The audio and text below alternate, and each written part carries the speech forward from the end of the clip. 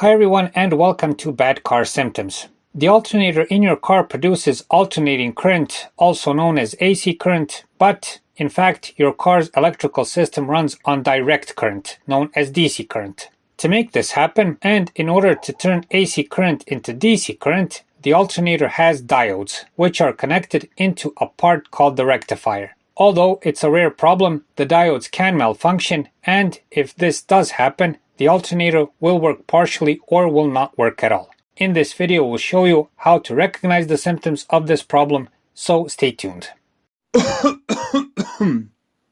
Bad car symptoms.